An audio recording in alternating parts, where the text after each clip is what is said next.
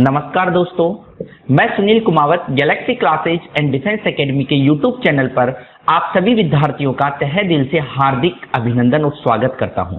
दोस्तों, आज का वीडियो अपना रहने वाला है राजस्थान पुलिस भर्ती परीक्षा 2020 के विषय में मॉडल पेपर नंबर फर्स्ट।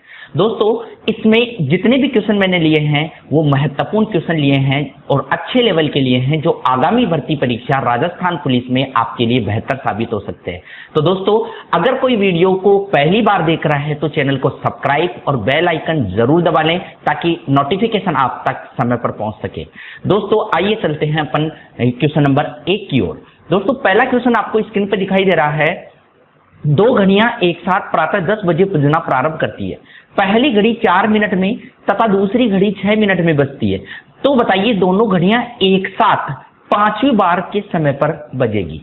तो दोस्तों, क्वेश्चन को हल करने से पहले अगर मैं यहां बताऊं आपको, 10 बजे से अगर दोनों घड़ियां रवाना होती है, एक घड़ी जो है वो 4 मिनट पर बजती है और अगर दूसरी घड़ी की बात करें तो वो कब बजती है? 6 मिनट पर।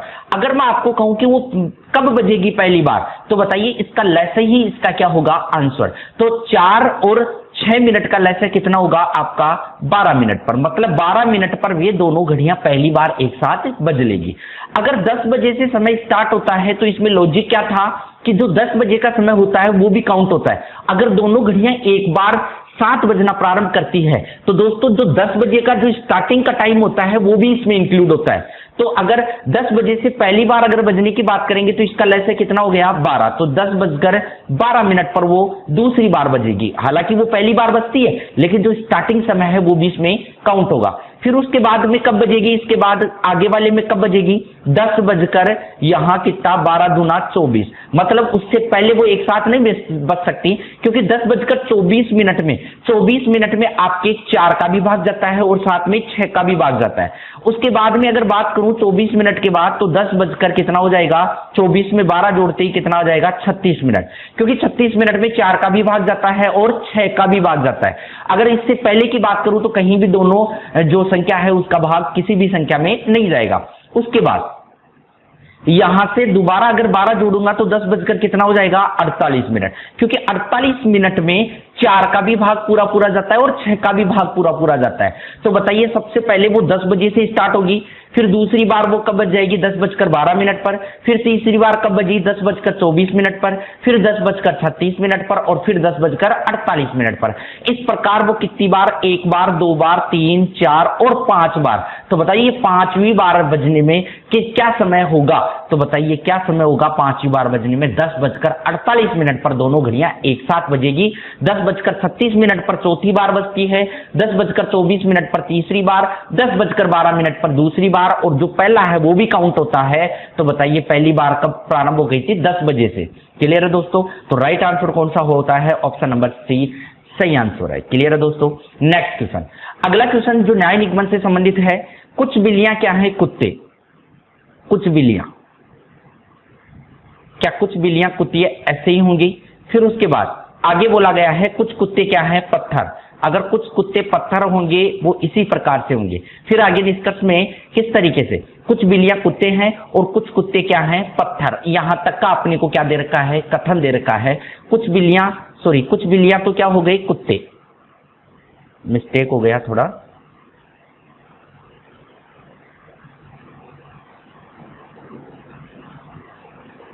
हाँ दोस्तों, ध्यान देना, कुछ बिल्लियां क्या है? कुत्ते। तो कुछ बिल्लियां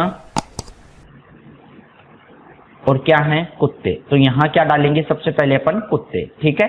फिर उसके बाद कुछ कुत्ते क्या हैं? पत्थर। तो कुछ कुत्ते क्या हो गई? पत्थर। यहां से काट देंगे अपन। ठीक है।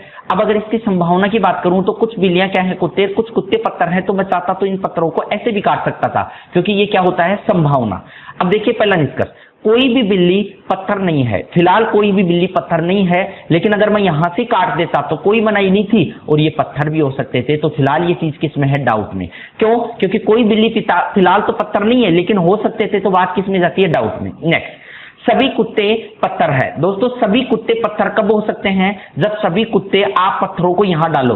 अगर आप पत्थरों को ऊपर डालेंगे तो आगे क्या बोला गया था सेंटेंस में? कुछ कुत्ते पत्थर है, तो यहां तो सभी कुत्ते क्या हो जाएंगे? पत्थर। तो ये बात कभी भी पॉसिबिलिटी नहीं हो सकती। तो ये बात क्या हो गई? साफ गलत। फिर आगे, कुछ पत्थर क्या हैं? बिल्लियां। कुछ पत्थर क्या बिल्लियां हैं क्या? बोले सर फिलहाल तो नहीं है, लेकिन हो सकते हैं जब आप इसको यहां से काट देते। तो ये बात भी किस में है? डाउट में।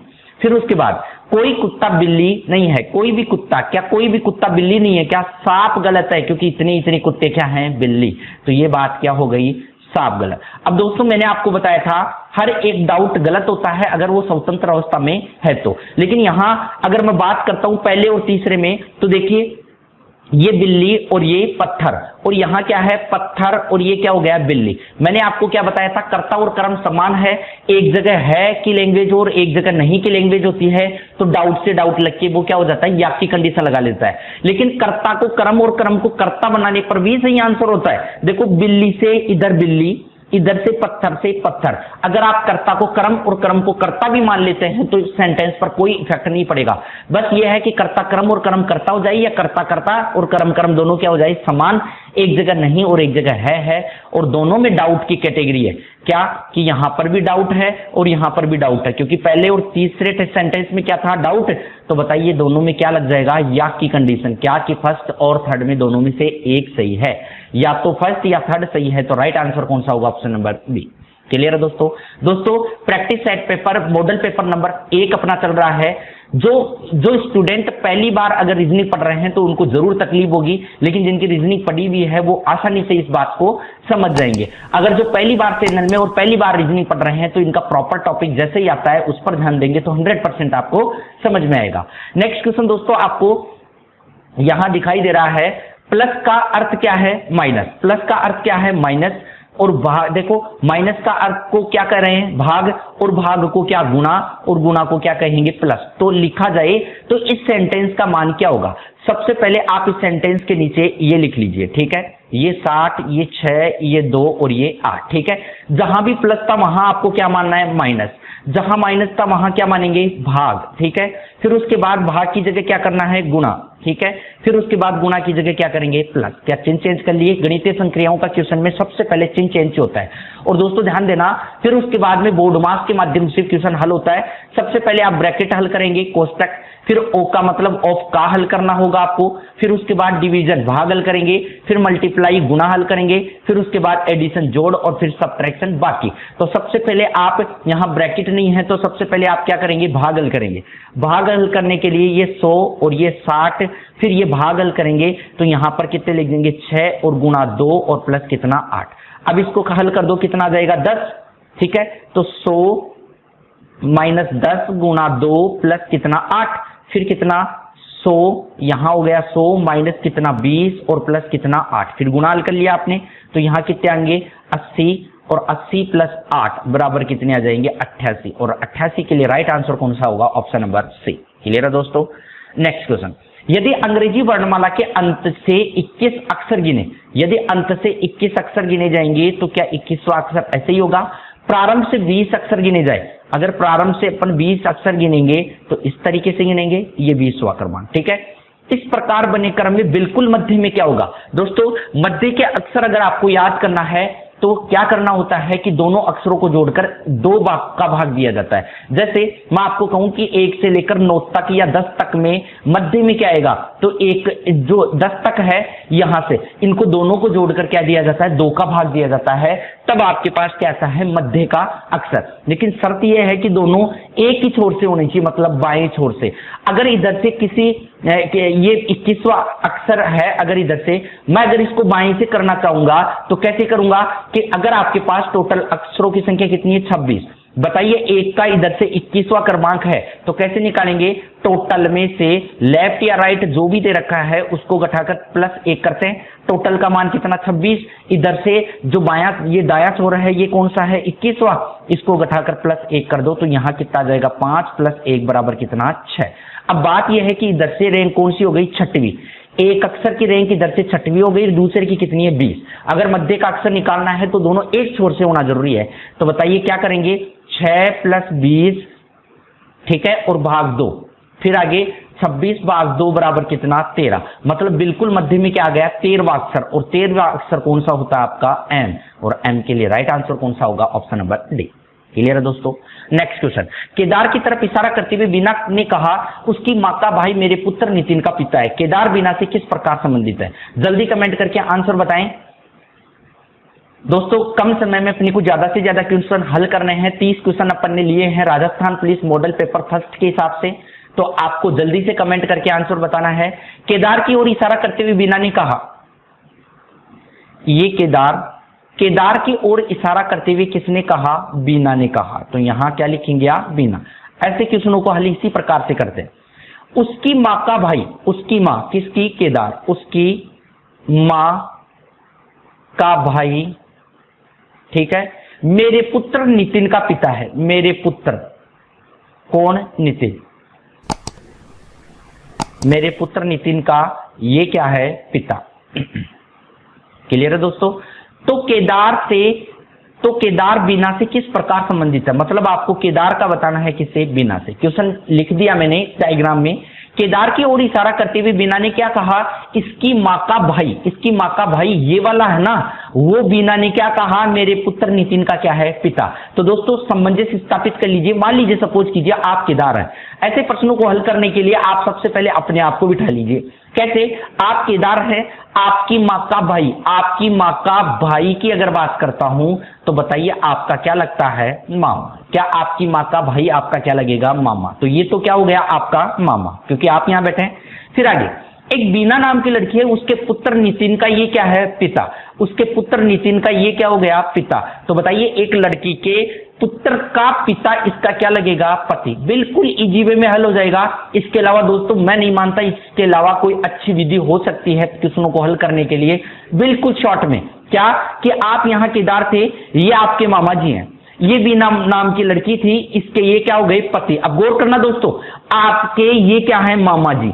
आपके मामा जी को अगर ये बीना नाम की लड़की क्या कर रही है? पति। बताइए आपके मामा जी को पति कौन कहेगा? गौर कीजिए दोस्तों, आपके मामा जी को पति कौन कहने वाला है? आपकी मामी कहेगी। मतलब साफ है कि ये तो आपकी क्या हो गई? मामी। ये आपकी मामी है और ये आप स्वयं है। बताइए अगर ये आपकी मामी है तो ये आपका ये क्या होगी? मामी का आप क्या लगेंगे? तो क्या कहेंगे? अगर आपके मामा जी के आप क्या लगेंगे? भाणजा। भान का बेटा, भाणजा। तो आपकी मामी के भी क्या लगे? भाणजा। तो राइट आंसर कौन सा होगा? Option number B. उम्मीद करता हूं दोस्तों बिल्कुल अच्छे से क्लियर हुआ होगा, लेकिन फिर भी आपको कहीं समस्या लगती है तो आप कमेंट बॉक्स में जरूर बताएं, मैं उसका सही जवाब आपको दूंगा। नेक्स्ट, शिल्पा एक स्थान से चलती है और 1 किमी पूर्व की ओर जाती है। शिल्पा एक स्थान से चलती है। सबसे पहले मैं आपको बता दूं, ये उत्तर दिशा है, ये पूर्व, ये दक्षिण और ये पश्चिम, और बीच की दिशाएं क्या कहलाती हैं? उप दिशाएं। मुख्य रूप से दिशाएं 4 होती हैं, उप दिशाएं 4 दिशाएं कुल 10 होती हैं। कागज में आप कितनी दिशाएं दर्शाते हैं? 8, क्योंकि ये कागज है जिसमें आप 8 दिशाओं को मेंशन करते हैं। क्लियर है दोस्तों। अब चलते हैं अपन यहां। शिल्पा एक स्थान से चलती है और 1 किमी पूर्व की ओर चलती है। अगर मैं प्रारंभिक बिंदु यहां मानूं और पूर्व की ओर चलती है, और कितना चलती है? 1 किमी। चला लिया मैंने। फिर आगे, फिर वह बाईं ओर घूमकर 2 किमी चलती है। अगर आपका मुख इधर है तो ये आपका क्या होगा? दायां, और ये आपका बायां। तो बताइए बाईं ओर घूमकर कितना चलती है? 2 किमी। यहां 2 किमी डाल दीजिए, ठीक है। फिर आगे, फिर दाईं घूमकर 2 किमी चलती है। अगर दाईं घूमकर यहां से 2 किमी चलेगी तो इधर ही चलेगी, ये 2 किमी आ गया, ठीक है। फिर आगे, फिर चलकर अपने दाईं ओर 2 किमी पर एक स्थान तक पहुंच जाती है। बताओ अगर दाईं ओर कितना? 2 किमी। तो दाईं ओर 2 किमी के लिए नीचे की ओर आना पड़ेगा, तो यहां से नीचे की ओर आप इस तरीके से आइए, ठीक है। और यहां पर 2 किमी हो गया। क्लियर है दोस्तों। फिर आगे, यहां से वह फिर 1 किमी बाईं ओर चलती है। अगर आपका मुख नीचे की तरफ है तो ये आपका दायां, ये आपका बायां। बाईं ओर चलकर कितना? 1 किमी। क्लियर है दोस्तों। फिर आगे, अपने प्रारंभिक स्थान से वह कितनी दूर है? ये प्रारंभिक स्थान, ये आपका क्या हो गया? अंतिम स्थान। कितना दूर है? यहां से यहां तक 1 किलोमीटर, तो ये हो गया। यहां से यहां तक का सामने 2 है तो ये भी कितना? 2, और ये 1, तो 1 और 2 3 और 1 4। तो बताइए यहां से यहां तक की दूरी टोटल कितनी हो गई? 4 किलोमीटर। राइट आंसर कौन सा होगा? Option number B. क्लियर है दोस्तों। नेक्स्ट, एक कतार में 30 विद्यार्थी है। अगर एक कतार में 30 विद्यार्थी हैं जिनमें लड़कियों की संख्या लड़कों से क्या है? दुगनी। लड़कियों की संख्या लड़कों से क्या है? दुगनी। अगर लड़के ये रहे और इधर क्या हो जाएंगी? लड़कियां। अगर लड़कियों की संख्या लड़कों से क्या है दुगनी, तो ये 10 हो जाएंगी और ये कितनी हो जाएंगी 20, तो क्या हो गई दुगनी। क्लियर है दोस्तों। नेक्स्ट, श्रेणी में आगे से मोहन 5वां स्थान है। जल्दी कमेंट करके बताइए, इतना समय आपके पास मिल जाएगा। श्रेणी में आगे से मोहन का 5वां स्थान है। यदि लड़कों में आगे से 7वां स्थान हो, देखिए मोहन का आगे से 15वां, ये तो होता है आपका आगे से, इधर होगा क्या पीछे से।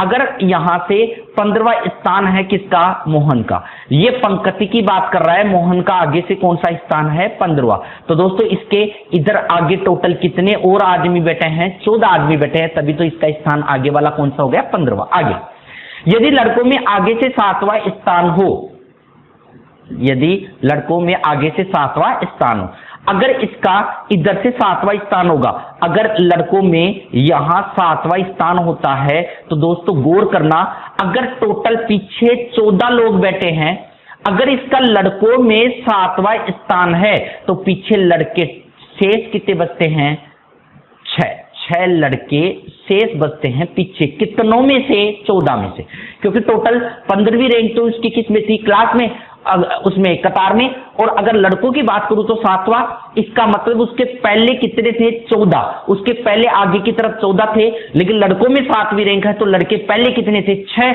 बताइए लड़कियां कितनी हैं 8।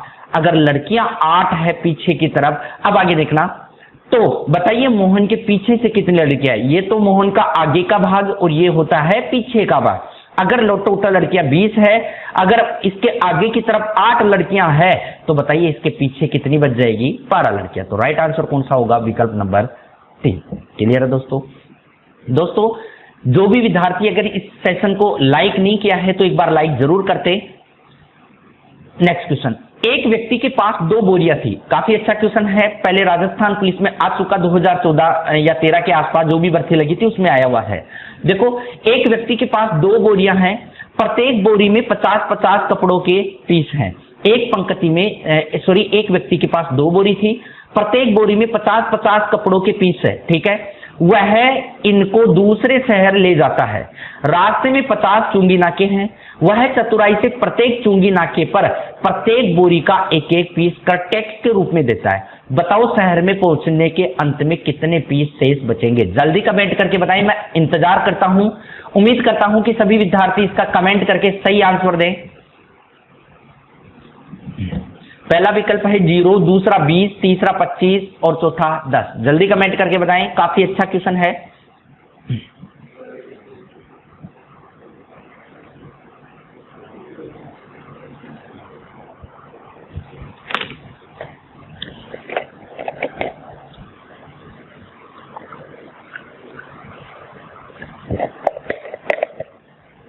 हाँ दोस्तों ध्यान देना, एक पंक्ति के पास एक व्यक्ति के पास कितनी है 2 बोरियां। एक में कितना था 50 पीस, ठीक है। दूसरे में भी कितना था 50 पीस, ठीक है। उसके पास 2 बोरियां थी, ठीक है। उसके पास 2 बोरी थी, एक में 50 पीस थे, दूसरे में भी कितने थे 50। काफी विद्यार्थियों का गलत आंसर है ये। हाँ ध्यान देना, अगर वो चलता है इस प्रकार, देखो रास्ते में 50 चुंगी नाके हैं, चतुराई से प्रत्येक चुंगी नाके पर प्रत्येक बोरी का एक एक पीस टैक्स के रूप में देता है। मतलब यह है कि जैसे ही पहले चुंगी नाके पर वो पहुंचा, एक कपड़ा इसमें से निकाल दिया और एक कपड़ा इसमें से निकाल दिया, ठीक है दोस्तों। फिर दोबारा दूसरे चुंगी नाके पर जाता है, वापस एक कपड़ा इसमें से निकालेगा, एक कपड़ा इसमें से निकालेगा, ठीक है। फिर वापस तीसरे चुंगी नाके पर जाएगा, फिर एक कपड़ा इसमें से दे देगा और एक कपड़ा इसमें से दे देगा। बताओ ऐसे ही करेगा। गौर करना दोस्तों, इसके पास 2 बोरियां थी, दोनों बोरियों में से एक एक हर जगह पर दोनों बोरियों का टैक्स लगेगा, चुंगी लगेगी, एक एक कपड़ा उसको देना पड़ रहा है। इस प्रकार वो टोटल 25 चुंगी नाकियों तक पहुंच जाएगा। देखो गौर से समझना, 25 चुंगी नाकों तक पहुंचेगा, तो बताइए गौर करना, उसके पास एक एक कपड़ा करके 25 चुंगी नाकों के पास जाते ही उसके पास टोटल कपड़े कितने गए 50 कपड़े। टोटल कपड़े उसके पास कितने थे 100 कपड़े उसके पास थे, ठीक है। अगर उसने 25 चुंगी नाके पर 50 कपड़े दे दिए, तो बताइए एक एक करके 50 दे दिए, तो एक बोरे में तो कितने बचे 25 और दूसरे बोरे में भी कितने बचे 25, क्योंकि 100 लेके आया था, 50 इसमें 50 इसमें। एक एक करते करते दे दिए तो 25 चुंगी नाकों तक। एक बोरे में तो कितने बचे? 25। दूसरे बोरे में कितने बचे? 25। यहां तक टोटल चुंगी नाके कितने क्लियर हो गए? 25। क्लियर है। अब यहां से वो क्या करेगा, दोनों 25-25 कपड़ों को एक बोरे में डाल देगा और कितने बना लेगा? 50, ताकि एक बोरा रहने पर उसके एक ही बोरे का चुंगी एक कपड़ा लगे। तो बताइए वो ऐसे करके 25 चुंगी नाकों तक तो पहुंच गया था, आगे कितने चुंगी नाकों तक और पहुंचना है? 25 तक। एक एक कपड़ा देते हुए चला जाएगा तो 25 और लग गए, तो बच गए कितने? शेष चुंगी जो है, शेष कपड़े उसके पास कितने बचते हैं? 25। तो राइट आंसर कौन सा होता है? विकल्प नंबर सी। क्लियर दोस्तों। नेक्स्ट, ए माइनस बी का अर्थ है कि ए बी का पुत्र है। ए गुना बी का अर्थ है ए बी की बहन, बी ए की बहन है। ए प्लस बी का अर्थ है बी ए का पति है। बताइए एस किस प्रकार पी से संबंधित है? दोस्तों ब्लड रिलेशन का क्वेश्चन है। ऐसे क्वेश्चनों को हल करने के लिए यहां माइनस का चिन्ह किसको दर्शा रहा है? पुत्र को। यहां गुणा का चिन्ह किसको दर्शा रहा है? बहन को। यहां प्लस का चिन्ह किसको दर्शा रहा है? पति को। तो यहां माइनस के चिन्ह की जगह आप क्या लिख लेंगे? पुत्र। ठीक है। फिर उसके बाद गुणा की जगह क्या लिखेंगे आप? बहन। क्लियर। और प्लस की जगह क्या लिखने वाले हैं? पति। क्लियर है दोस्तों। फिर आगे अगर मैं आगे चलता हूं तो दोस्तों जो भी ये क्वेश्चन कैसे हल होता है? बी ए का पुत्र है, मतलब बी है ना, वो किसका पुत्र है? ए का, मतलब दूसरा आदमी लग रहा है किसका? पहले का। नेक्स्ट, ए गुणा बी का अर्थ है बी ए की बहन है। इस सेंटेंस में भी दूसरा आदमी लग रहा है किसका? पहले का। इस सेंटेंस में भी दूसरा आदमी किसका लग रहा है? पहले का। मतलब आपको दूसरा आदमी पहले का लगाना है। ठीक है। अगर इसकी मैं बात करूं तो P माइनस क्यों, मतलब P पुत्र और क्यों, तो दूसरा लगेगा किसका? पहले का। तो बताइए कैसे लिखेंगे? क्यों पुत्र है किसका? P का। मतलब क्यों पुत्र है प्लस और किसका है? P का। क्योंकि पुत्र होगा वो नीचे बैठेगा और जो पिता और वो माता है वो ऊपर। तो ये नहीं पता, पिता भी हो सकते हैं और माता भी। फिर आगे नेक्स्ट, यहां बहन जो भी लगेगा वो दूसरा लगेगा किसका? पहले का। तो आर बहन है किसकी? क्यू की। अगर आर क्यू की बहन है तो यहां क्या लिखेंगे? माइनस। फिर आगे प्लस का चिन्ह किसको दर्शा रहा है? पति को। जो भी लगेगा वो कौन लगेगा? दूसरा किसका? पहले का। तो एस पति है किसका? आर का। एस पति है किसका? आर का। तो पति है तो किससे? यहां प्लस से। और जो प्लस, और देखो यहां जो प्लस चिन्ह है वो किसके लिए काम में लेते हैं? पुरुष के लिए। ठीक है। माइनस का चिन्ह काम में लेंगे महिला के लिए। ये 4 सिंबल काम में लेने हैं आपको। एक लाइन दर्शाता है भाई बहन के जोड़े को। क्लियर है दोस्तों। उसके अलावा जो डबल लाइन होती है वो दर्शाती है पति और पत्नी के जोड़ों को। ठीक है। तो यहां ये पति था तो ये पति है, पुरुष था तो प्लस कर दिया, और पति पत्नी का जोड़ा किससे दर्शाया? 2 लाइनों से। आगे बताइए एस किस प्रकार पी से संबंधित है? तो बताइए दोस्तों एस किस प्रकार पी से संबंधित है? तो आपको यहां से ये बताना है एस का संबंध। क्लियर है। यहां से ये बताने के लिए अगर ये पी कोई भी है, ये इसका क्या हुआ? पुत्र, क्योंकि नीचे बैठा है प्लस है तो क्या हुआ? पुत्र।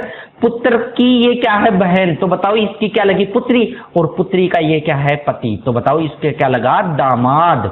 तो राइट आंसर कौन सा होगा? विकल्प नंबर बी। विकल्प नंबर बी है वो सही जवाब होगा। क्लियर है दोस्तों।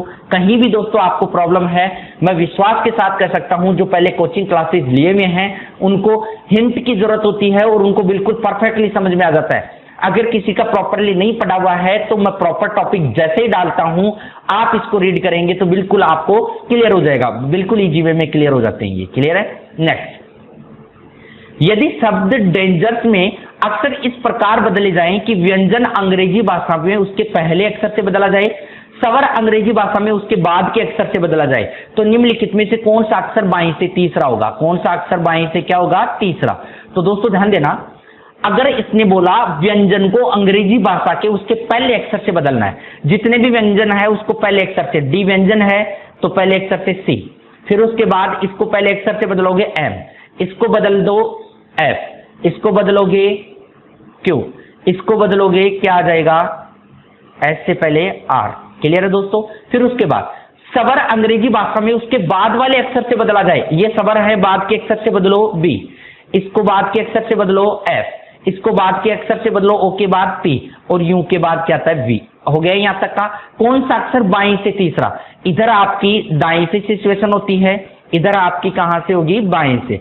अगर बाएं से तीसरे अक्षर की बात करूंगा तो राइट आंसर कौन सा होगा? विकल्प नंबर सी। क्लियर है दोस्तों। नेक्स्ट, निम्नलिखित में से इकाई अंक क्या होगा? आपको इकाई अंक बताना है। इकाई अंक लास्ट के डिजिट से निकाला जा सकता है। कैसे? 9 6 गए 54, हो गए 54। फिर आगे लास्ट का डिजिट ले लो 6, तो यहां 6 चौका कितने हो गए? 24, ठीक है। फिर लास्ट का डिजिट ले लो कितना? 7, तो 7 चौक कितना हो गया? 28। फिर लास्ट का कितना है? 1, तो कितना? 8 को 1 से गुणा करोगे तो कितना? 8, और 8 के लिए राइट आंसर कौन सा होगा? विकल्प नंबर बी। नेक्स्ट, यदि अंग्रेजी वर्णमाला को उल्टे क्रम में लिखा जाए, दोस्तों ये अंग्रेजी वर्णमाला का क्रम हुआ ए से लेकर जेड तक। फिर आगे उल्टे क्रम में लिखा जाए तो क्या उल्टे क्रम में अंग्रेजी वर्णमाला को इसी प्रकार लिखूंगा? फिर आगे तो आपके दाएं छोर से 7वें अक्षर के बाईं ओर 8वां अक्षर। आपके दाएं छोर से, क्या दायां छोर इधर से ही होता है? आपके दाएं छोर से 7वें अक्षर के बाईं ओर 8वां। अगर यहां तक आप आ गए 7 से लेकर यहां तक, अगर मैं आपके हाथ के अकॉर्डिंग कहूंगा तो इधर आपका क्या होगा? दायां, और इधर आपका क्या होता है? बायां। तो आपको कहां भेजा जा रहा है? बाईं ओर 8वां अक्षर। क्या इधर बाईं ओर 8वें अक्षर के लिए क्या 8 जोड़ दोगे आप? जैसे ही आप यहां से गए, अगर आप 7 तक रुके, फिर आपको बाईं तरफ 8 और भेज दिया, तो टोटल आप 7 और 8 टोटल कितना आ गया है? 15वां अक्षर टोटल आप यहां से आ गए। अब आगे क्या बोला? तो कौन सा अक्षर होगा? तो आपको बताना है कि दाएं से कौन सा बताना है आपको? 15वां। अगर दायां छोर आपका इधर से होता है और ये आपका स्थान परिवर्तन जो था वो उल्टे क्रम का था, इधर से एक की शुरुआत होती है, तो 15वां अक्षर किसका होता है? ओ का। राइट आंसर कौन सा होगा? विकल्प नंबर बी। नेक्स्ट क्वेश्चन, दोस्तों अगला क्वेश्चन है अच्छा क्वेश्चन कथन पूर्व धारणा का।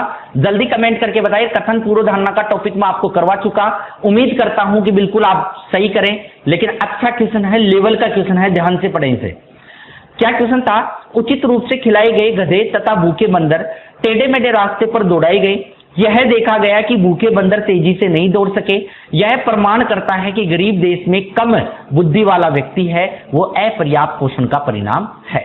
दोस्तों उचित रूप से खिलाए गए गधे तथा भूखे बंदर टेढ़े मेढ़े रास्ते पर दौड़ाए गए, मतलब एक गधा था और एक बंदर था, ठीक है, या बहुत सारे थे, आप एक एक कर लीजिए। मतलब आप अच्छे से जानते हैं कि गधा जो है वो धीरे दौड़ता है, किसके बजाय? बंदर के बजाय।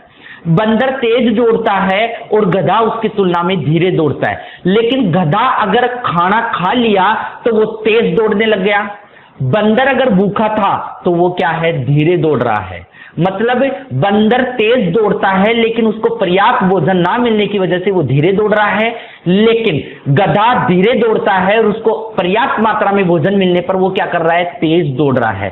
तो इसने क्या कहा? यह प्रमाण करता है कि गरीब देश में कम बुद्धि वाला व्यक्ति अपर्याप्त पोषण का परिणाम है। अगर जिसके पास कम बुद्धि है, इसका मतलब वो अपर्याप्त, उसको पोषण जो है वो पर्याप्त नहीं मिल रहा। अब देखो दोस्तों, बंदर बुद्धिमान था, लेकिन अगर उसको भूखा छोड़ा जाए तो क्या उसकी बुद्धि भ्रष्ट हो गई ना? यही इसने कह रहा है कि अगर आप उसको विपरीत चलाओगे तो उसकी बुद्धि क्या हो जाएगी? भ्रष्ट हो जाएगी। गधा जो था वो बुद्धिमान नहीं था, लेकिन जैसे ही उसको खाना खिला दिया टाइम पर तो वो तेज दौड़ने लगा, तो वो अपने आप में क्या हो गया? बुद्धिमान। अब गौर करना, पूर्व धारणा, बंदर की बुद्धि अपर्याप्त पोषण का परिणाम है। बोले हाँ सर बिल्कुल सही आपने कहा है, क्योंकि बंदर जो है वो तेज दौड़ सकता है अगर उसको समय पर खाना खिलाया जाए, लेकिन बंदर की बुद्धि जो है वो अपर्याप्त पोषण का क्या हो गई? शिकार हो गई।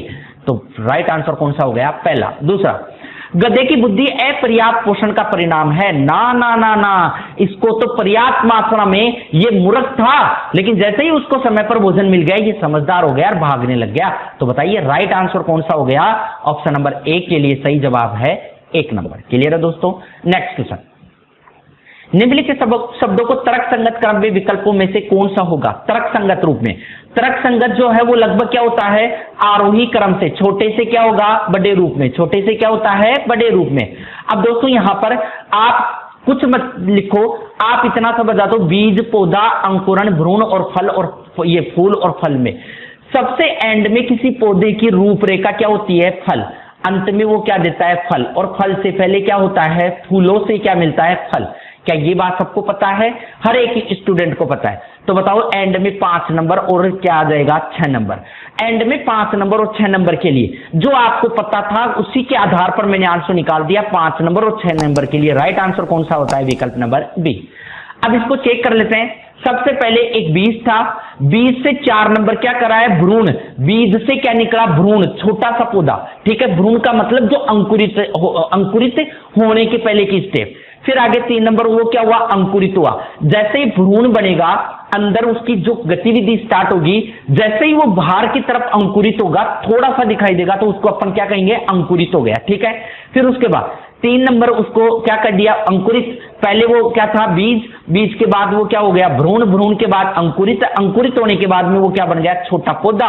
पौधे के बाद उसमें फूल लगे और फूल से क्या मिला, फल। तो मतलब जो आपने राइट आंसर 2 नंबर दिया था वो बिल्कुल सही था। नेक्स्ट, पिछले कुछ वर्षों में शहरी क्षेत्रों में सरकारी स्कूल छोड़ देने वालों की संख्या में काफी वृद्धि हुई है। काफी अच्छा क्वेश्चन है। कथन कार्रवाई का, कार्रवाई करके बताएं कि वास्तव में इसका डिसीजन क्या होना चाहिए। सभी बच्चे कमेंट करके बताएं, और जो बच्चे इसको सेशन को लाइक नहीं करे हैं, भूल गए हैं, तो मैं आपको एक बार फिर याद दिला दूं कि लाइक जरूर करें। पिछले कुछ वर्षों में शहरी क्षेत्रों में सरकारी स्कूल छोड़ देने वाले की संख्या में काफी वृद्धि हुई है। कार्रवाई, क्या कार्रवाई की जाए, मतलब पिछले कुछ वर्षों में लगातार क्या हुआ है कि सरकारी स्कूल में जो बच्चे हैं वो लगातार क्या हैं, स्कूल को छोड़ते चले जा रहे हैं। क्या कार्रवाई करें, सरकार को शहरी क्षेत्र में ऐसे सभी स्कूल तत्काल बंद कर देने चाहिए जिनमें स्कूल छोड़ने वालों की संख्या 20% से अधिक है। दूसरा, शहरी क्षेत्रों में सरकारी स्कूल छोड़ देने वाले सभी विद्यार्थियों के माता पिता को दंडित किया जाना चाहिए। दोस्तों, पहला भी गलत और दूसरा भी गलत। गौर करना, अगर स्कूलों में, सरकारी स्कूलों में विद्यार्थियों की संख्या कम चल रही है, तो ये पहला क्या करा है कि अगर कम चल रही है, 20% से अधिक लोग यहां से चले गए, तो आप स्कूल को बंद कर दीजिए। मैं आपको किसी चीज का समाधान मांगता हूं, तो आप ये नहीं कर सकते कि आप इसको बंद करके चले जाए। मैं आपको समाधान मांग रहा हूं, मैं आपको ये कह रहा हूं कि मेरा वीडियो स्टूडेंट नहीं देख पा रहे। मैं आपको कह रहा हूं कि मेरा वीडियो कोई स्टूडेंट नहीं देख रहा है, बताओ मैं क्या करूं। तो आप यही कह सकते हैं कि सर बच्चों के कॉन्टैक्ट लिस्ट लीजिए, आप इन बच्चों को शेयर कीजिए, हो सकता है आपके बच्चे देखने लग जाए। सर आप इसका कोई और अच्छा कंटेंट लेके आइए, फिर बच्चे देखने लग जाए। आप ये मुझे नहीं कह सकते कि अगर मेरे बच्चे नहीं देख रहे हैं तो डायरेक्टली आप मुझे कह दो कि सर आपके बच्चे अगर नहीं देख रहे हैं ना, तो आप एक काम करो, चैनल को ही बंद कर दो। ये कोई समाधान नहीं है दोस्तों। तो पहला क्या हो गया, गलत, और दूसरा तो साफ ही गलत है। आप विद्यार्थियों के माता पिता को दंडित करने का क्या काम हुआ, उनका सेल्फ डिसीजन है जो लेंगे। तो पहला और दूसरा दोनों ही गलत की सिचुएशन क्या होती है, ऑप्शन नंबर 5। नेक्स्ट, एक औरत एक व्यक्ति से कहती है कि तुम्हारी इकलौती बहन की पुत्री मेरे पति की बहन है। तब व्यक्ति की बहन और औरत में क्या संबंध है। ब्लड रिलेशन का क्वेश्चन है। एक क्वेश्चन पक्का हर कंपटीशन एग्जाम में आता है। एक औरत की और एक व्यक्ति से कहती है, मतलब एक औरत व्यक्ति से कहती है, ये तो मैंने लिख दिया व्यक्ति और यहां लिख दिया मैंने औरत। क्लियर है दोस्तों, हमेशा ऐसे ही हल होते हैं ये क्वेश्चन। तुम्हारी इकलौती बहन की पुत्री, तुम्हारी इकलौती बहन, क्लियर है कि ये क्या है, पुत्री। यहां से स्टॉपेज बात, पुत्री मेरे पति की बहन है। इस औरत ने क्या कहा, ये पुत्री है ना मेरे पति की, ये क्या है, बहन। तो यहां से ये क्या हो जाएगी, बहन।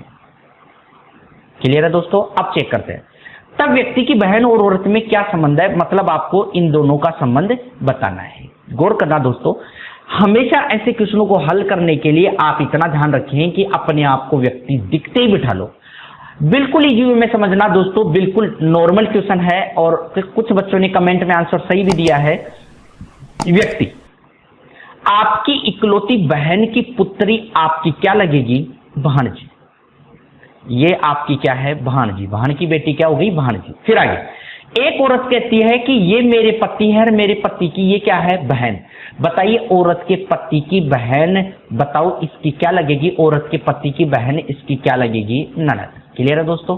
अब गौर करना, ये व्यक्ति है, आप व्यक्ति है, ये आपकी भांजी है। क्लियर है, ये आपकी भांजी है। आपकी भांजी को ये औरत जो है वो क्या कह रही है, ननद। गौर करना, आपकी भांजी को चेहरा नजर आ गया होगा, जिसके बहन है और उसकी शादी हो गई और उसके लड़की है, उसको चेहरा आसानी से नजर आ गया, उसके तो बिल्कुल इजी वे में ही हल हो जाएगा। आपकी भांजी है, आपकी भांजी को ननद कौन कहेगा, बताइए। आपकी भांजी के ननद कौन कहेगा, आपके भांजे की पत्नी।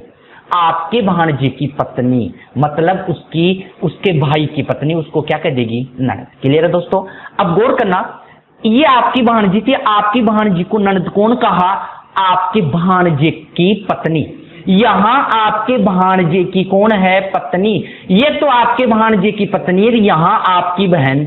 इनका ही तो संबंध मान रहा है, आपकी बहन और आपके भाणजे की ये पत्नी, मतलब ये तो इसकी क्या हो जाएगी?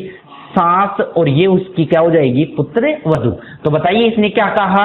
तब व्यक्ति की बहन और औरत में क्या संबंध है? तो सास और पुत्र वधू। लेकिन यहां सास और पुत्र वधू की बात करें तो यहां सास विकल्प में है, क्योंकि आपस में संबंध मांग रहा है, तो विकल्प में क्या होना चाहिए? सास और पुत्र वधू। अगर नहीं है तो आप एक का बता दीजिए, आंसर क्या होगा? सास। राइट आंसर कौन सा होगा? विकल्प नंबर बी। नेक्स्ट, अरुण 3 भाई बहन है। अरुण 3 भाई बहन है। अगर मैं आपको ये कहता अरुण के 3 भाई बहन है, तो ध्यान रखना वो कितने हो जाते? 4। लेकिन अरुण 3 भाई बहन है, इसका मतलब इस सहित वो टोटल 3 है।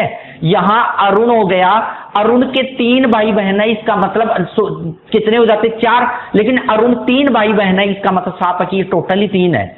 अरुण के एक बहन करुणा, इसके एक बहन तो क्या हो गई? करुणा। ये तो इसकी क्या हो गई? बहन। ठीक है, फिर आगे, तथा भाई क्या है? तरुण। तरुण इसका क्या हो गया? भाई। ये तरुण। क्लियर है दोस्तों? ये तरुण इसका क्या हो गया? भाई, और ये क्या हो गई? इसकी बहन। ठीक है, अब उसमें उसके क्या है? छोटे हैं। ये दोनों ही क्या है? छोटे। तो ऐसे समझ लो छोटे थे तो मैंने नीचे डाल दिया। अब आगे क्या निष्कर्ष निकला है? क्या करुणा तरुण से बड़ी है? क्या ये करुणा तरुण से बड़ी है क्या? बोले सर डिसाइड नहीं कर सकते, खाली सेंटेंस में इतना सा पता लग रहा है कि अरुण मैं था और मेरे एक तो छोटा भाई है, मेरे एक छोटी बहन है। हो सकता है वे दोनों समान आयु के हों, हो सकता है तरुण बड़ा हो सकता है तरुण छोटा हो सकता है, नहीं बता सकते ये बात। तो करुणा तरुण से बड़ी है नहीं कह सकते, छोटी भी हो सकती है। करुणा और तरुण दोनों समान आयु के हैं, ये भी मैं नहीं कह सकता, हो सकता है बड़े छोटे भी हों। तो दोनों गलत की सिचुएशन क्या होती है? विकल्प नंबर 5। नेक्स्ट, अच्छा क्वेश्चन, किसी खेत में सांप एवं गिद्ध चूहों का शिकार करते हैं। यदि खेत में जंगली कुत्तों को छोड़ दिया जाए तो इनका तात्कालीन क्या प्रभाव पड़ेगा? काफी अच्छा क्वेश्चन है और विशेष राजस्थान पुलिस में पहले पूछा गया है। जल्दी कमेंट करके बताएं। किसी खेत में सांप और गिद्ध चूहों का शिकार करते हैं, यदि खेत में जंगली कुत्तों को और छोड़ दिया जाए तो क्या प्रभाव होगा? दोस्तों ध्यान देना, सांप और गिद्ध दोनों चूहों का शिकार करते हैं। इसका मतलब सांप और गिद्ध चूहों का शिकार करेंगे तो चूहे तो दोनों से मारे जाएंगे। यहां तक कि जंगली कुत्ता और आ गया तो जंगली कुत्ता भी चूहों को तो खाएगा। इसका मतलब तीनों करके किसको खाएंगे? चूहे को ही खाएंगे। बाकी अन्य एक दूसरे को कोई खाता है कोई नहीं खाता। तो बताओ तीनों मिलकर चूहों को खाएंगे तो चूहों की संख्या में क्या आएगी? कमी। क्या सांपों की संख्या में वृद्धि होगी? कभी नहीं। चूहों की संख्या में कमी होगी? हाँ जी। सांपों की संख्या में कमी ना, गिद्धों की संख्या में कमी ना, तो चूहों की संख्या में कमी होगी क्योंकि तीनों मिलकर इसको खाएंगे। राइट आंसर क्या होगा? विकल्प नंबर बी। दोस्तों सारे क्वेश्चन मैंने अच्छे लेवल के लिए हैं और आप ये जो क्वेश्चन है इसी टाइप के आपके प्रतियोगी परीक्षाओं में राजस्थान पुलिस में पूछे जाएंगे। नेक्स्ट क्वेश्चन, जॉन का घर अपने चाचा के ऑफिस से 100 मीटर उत्तर में है। यहां मैंने लिख दिया जॉन का घर। ठीक है, ये क्या था? जॉन का घर।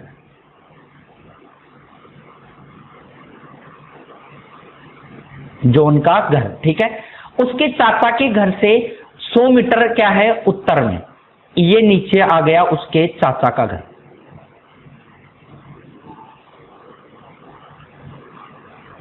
बताओ, ऐसे ही बोला गया है। ये कितना है? 100 मीटर। क्या बोला? जो उनका घर अपने चाचा के ऑफिस से 100 मीटर उत्तर में, चाचा के ऑफिस से है, सॉरी। ठीक है, तो यहां क्या लिखेंगे आप? ऑफिस। ये चाचा का क्या है? ऑफिस। ठीक है, फिर आगे, उसके चाचा का घर उसके चाचा के ऑफिस से 200 मीटर पश्चिम में। चाचा के ऑफिस से चाचा का जो घर है वो पश्चिम में कितना है? 200 मीटर। तो यहां 200 मीटर लिख दीजिए और यहां क्या लिख जाएगा? चाचा का घर, और वो क्या था? ऑफिस। क्लियर है दोस्तों? नेक्स्ट, कबीर जॉन का मित्र है और जॉन के घर से पूर्व की ओर 100 मीटर की दूरी पर रहता है। मतलब कबीर कहां रहता है? 100 मीटर दूर पूर्व में। तो यहां कबीर रहता है, इसका मतलब ये इसका क्या है? घर। तो बताइए, ये रहता है और 100 मीटर दूर पूर्व में, तो इधर पूर्व हो गया। आगे, कबीर का ऑफिस उसके घर के दक्षिण में 100 मीटर। कबीर का घर उसके, क्या बोला, कबीर का ऑफिस उसके घर के दक्षिण में 100 मीटर की दूरी पर है। कबीर के घर से उसका ऑफिस, कबीर का ऑफिस जो है वो दक्षिण में है, तो ये कबीर के ऑफिस की बात है, तो यहां ऑफिस मैंने डाल दिया और कितना मीटर बोला, 100 मीटर। क्लियर दोस्तों, जैसे बोला गया वैसे वैसे मैंने डाल दिया। फिर आगे, उसके चाचा का घर कबीर के ऑफिस से कितनी दूरी पर है। ये तो चाचा का घर और ये कबीर के ऑफिस से कितनी दूरी पर है, यहां से यहां तक की आपको दूरी बतानी है। बताओ यहां से यहां तक की दूरी ये कितनी है, 100, ये कितनी है, 200, तो 200 और ये टोटल कितनी हो गई, 300। 300 के लिए राइट आंसर कौन सा होगा, विकल्प नंबर 2। नेक्स्ट क्वेश्चन है, बिल्कुल कॉमन सेंस का क्वेश्चन है। यदि आपको कोई अपंग सड़क पर मिल जाता है तो आप क्या करेंगे। यदि आपको कोई अपंग सड़क पर मिल जाता है तो आप क्या करेंगे, जल्दी कमेंट करके बताइए। बहुत अच्छा क्वेश्चन है, पहले राजस्थान पुलिस में पूछा गया क्वेश्चन है और ऐसे ही टाइप के क्वेश्चन मैंने अक्सर लिए हैं। उसको एक किनारे पर खींचकर लाया जाए। दूसरा, उसको सड़क पर खड़ा होकर बाधक होने के लिए डांट लगाएंगे। तीसरा, उस पर कोई ध्यान नहीं देंगे। चौथा, उसको उसके स्थान तक पहुंचाने में सहायता करेंगे। जल्दी कमेंट करके बताएं, सभी विद्यार्थी इसका कमेंट करें। बिल्कुल बेसिक क्वेश्चन है, सभी का होना जरूरी है। दोस्तों राइट आंसर क्या होगा, ऑप्शन नंबर डी। यदि आपको कोई अपंग सड़क पर मिल जाता है तो आप क्या करेंगे, आपकी रेस्पॉन्सिबिलिटी क्या होती है, क्या आप उसे किनारे पर ले आएंगे। दोस्तों अगर कोई अपंग है तो उसको गंतव्य स्थान पर पहुंचाने का अपना दायित्व बनता है, तो उसको उसके स्थान पर पहुंचाना चाहिए। 4 नंबर। अब सोच रहे होंगे सर वो कहां का हो सकता है, मैं कहां कहां तक जाऊंगा। दोस्तों अगर कोई अपंग व्यक्ति है, अगर वो रोड क्रॉस नहीं कर रहा है तो ध्यान देना वो आसपास का ही है। ऐसा कहीं नहीं होता कि कोई अपंग व्यक्ति है जो चलकर रोड तक क्रॉस नहीं कर सकता, तो वो कहीं दूर से आने का कोई संभावना नहीं है। अगर वो दूर से आएगा तो साथ में उसके कोई ना कोई जरूर रहेगा, तो वो आसपास के होने के नाते आप उसको उसके गंतव्य स्थान पर छोड़ सकते हैं। तो राइट आंसर कौन सा होता है, विकल्प नंबर डी। नेक्स्ट, बहुत ही किताबों की दुकानें बंद होती जा रही है क्योंकि उनकी बिक्री कम होती जा रही है। दुकानों का किराया बढ़ गया है। पूर्व धारणा, पूर्व धारणा क्या होता है, आपके पहले के विचार होते हैं। ये टॉपिक मैं आपको करवा चुका, अगर कहीं भी आपको समस्या लगे तो टॉपिक को पूरा जरूर देखें, बिल्कुल आपको 100% क्लियर हो जाएगा। देखो, बहुत की किताबों की दुकानें बंद हो रही हैं। अगर किताबों की दुकानें बंद हो रही हैं, उनकी बिक्री तो हो रही है कम और दुकानों का किराया क्या हो गया, बढ़ गया। इस कारण दुकानें क्या हो गई, बंद। पूर्व धारणा, क्या पूर्व धारणा हो सकती है, लोगों में पढ़ने की आदत कम हो रही है। बिल्कुल गलत, लोगों के पढ़ने की आदत का यहां कोई ताल्लुकात नहीं है। किताबों की दुकानें बंद होती जा रही है क्योंकि बिक्री कम हो रही है। अगर बिक्री कम हो रही है तो आप ये नहीं कर सकते कि लोग पढ़ने की आदत को कम कर रहे हैं, कभी नहीं कर सकते। हो सकता है दुकानों पर ना खरीद कर वो ऑनलाइन मार्केटिंग कर रहे होंगे, तो आप ये नहीं कर सकते कि उनकी आदत बेकार हो गई है, हो सकता है ऑनलाइन खरीद रहे होंगे। दूसरा, किताबों की दुकानों को शुद्ध लाभ कम हो रहा है। हाँ बिल्कुल, उनकी बिक्री कम हो रही है और लोगों ने दुकानों का किराया क्या कर दिया, बढ़ा दिया, तो शुद्ध लाभ जो है वो कम हो गया। तो राइट आंसर कौन सा होता है, 2 नंबर। 2 नंबर के लिए सही विकल्प नंबर बी। नेक्स्ट, एक आधी रात के समय आप किसी सुनसान स्थान पर गुजर रहे हैं तथा वहीं कुछ सशस्त्र व्यक्ति आपको मिल जाते हैं। वह आपसे घड़ी तथा सोने की अंगूठी उतार कर देने को कहते हैं। ऐसी स्थिति में आप क्या करना चाहेंगे, जल्दी कमेंट करके बताएं। एक आधी रात में आप सुनसान इलाके में जा रहे हैं जहां कोई नहीं आपके साथ, आप अकेले, वहीं आपके सशस्त्र व्यक्ति आपको मिल जाते हैं, मतलब किसी भी हथियारों के साथ में कोई व्यक्ति आपको वहां मिलता है और आपको क्या कहता है कि सोने की अंगूठी और घड़ी को तुरंत खोल दीजिए। आप उस स्थिति में क्या समाधान करेंगे, क्या कार्रवाई करेंगे, क्या डिसीजन लेंगे। पहला, उसको घड़ी एवं अंगूठी न देकर उनको डांट लगाएंगे। दूसरा, उनको घड़ी एवं अंगूठी सरलता से दे देंगे। उनसे कहेंगे कि हम तुमको नहीं जानते हैं, वहां से भागने की कोशिश करेंगे। जल्दी कमेंट करके बताएं। एक आप बिल्कुल बेसिक तरीके से सोचें कि आप उसका क्या समाधान करेंगे। दोस्तों आप उसको डांट लगाएंगे, गलत बात, डांट लगाने के चक्कर में मारे जाओगे। दूसरा, उनको घड़ी और अंगूठी सरलता से दे देंगे, बिल्कुल सही बात है। आप एक सिंपल तरीके से हो, अकेले हो, वहां पर सशस्त्र हथियारों के साथ में कोई लोग वहां मौजूद है और आपसे मांग रहे हैं, तो आप इजी वे में उसको दे दो और जान को बचा लो, क्योंकि अगर आपकी जान सुरक्षित है तो शायद आपकी सोने की अंगूठी और घड़ियां और भी आ जाएगी। आप वहां पर उनको, अब आप ऐसे थोड़ी कहोगे कि मैं आपको नहीं जानता, अगर जानते ही तो वो चोरी करने थोड़ी आते आपके पास।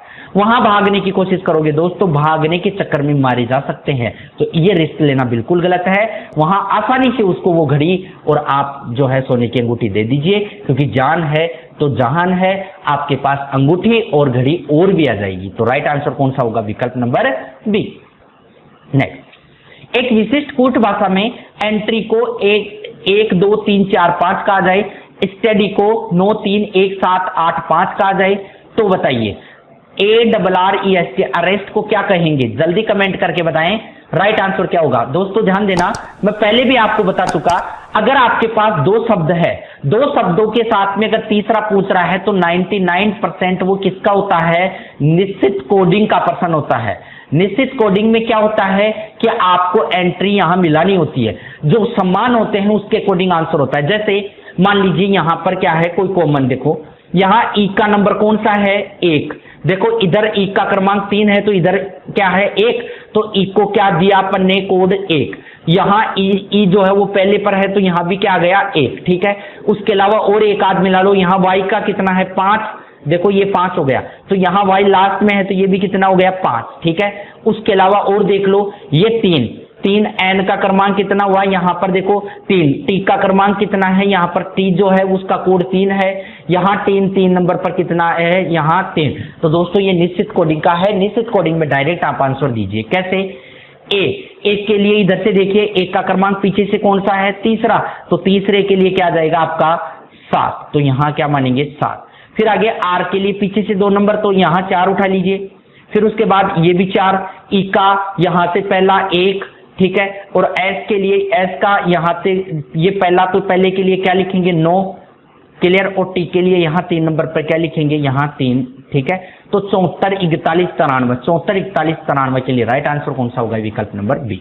नेक्स्ट, एक तेज कार किसी बालक को रौंदती हुई निकल जाती है, आप भी वहीं से गुजर रहे हैं, तो ऐसी स्थिति में आप क्या करेंगे? जल्दी कमेंट करके बताएं। एक बार फिर आपके बेसिक क्वेश्चन है, एक तेज कार दौड़ती हुई चल रही है, एक बालक को रौंदती हुई निकल गई, ठीक है, उसके टक्कर मारती हुई निकल गई, वहां से आप गुजर रहे थे, आपने उस एक्सीडेंट को देख लिया, आप क्या करेंगे?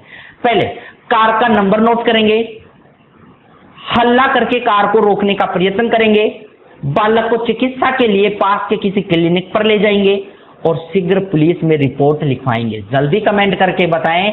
मैं उम्मीद करता हूं कि सभी विद्यार्थियों का यह सही आंसर हो। एक कार तेजी से बालक को रौंदती हुई निकल जाती है और आप वहां गुजर रहे हैं, तो क्या करेंगे? जल्दी कमेंट करके बताएं। मैं इंतजार कर रहा हूं सभी विद्यार्थियों का।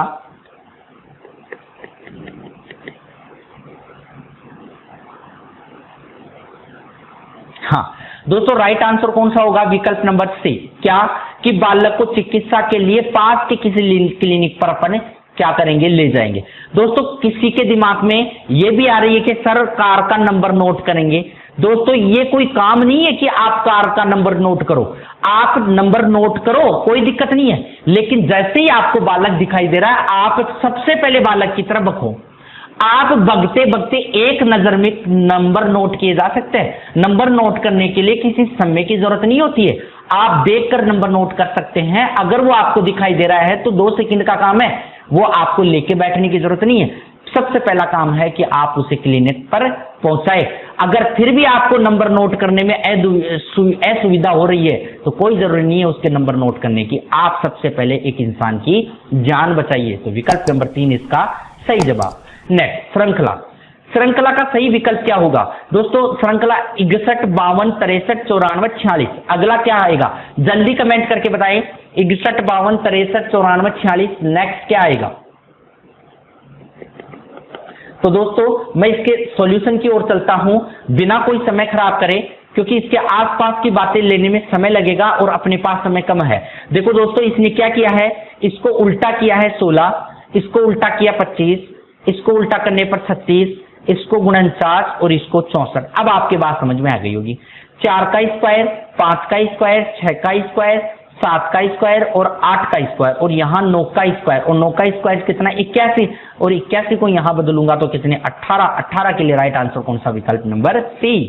नेक्स्ट सादृश्यता। सादृश्यता का मतलब क्या है? समानता या सह संबंध। प्रथम दो पदों के मध्य आपसी संबंध को ज्ञात करते हुए अंतिम पद को विकल्प के रूप में चुनना होता है। जैसे 7 छिगे 42 मतलब हो सकता है 7 छिगे 42 मैंने 6 से गुणा किया हो, फिर आगे 9 छिगे 54 करता हूं तो विकल्प में नहीं मिला, अगर होता तो मैं राइट आंसर कर देता, लेकिन आगे 7 को मैंने 6 से गुणा किया तब 42 आता है। हो सकता है 7 को 1 कम से गुणा कर रहा हूं, आगे 9 को 1 कम से गुणा करता हूं तो 8 से करूंगा, 9 72। 72 के लिए राइट आंसर बी। अगर आंसर नहीं आता तो अन्य कोई तरीका ढूंढता। नेक्स्ट 21 को 3 तक ले जाने के लिए आपके पास सीधा सा उपाय है कि आप इनका टोटल करो तो कितना आ जाएगा 3।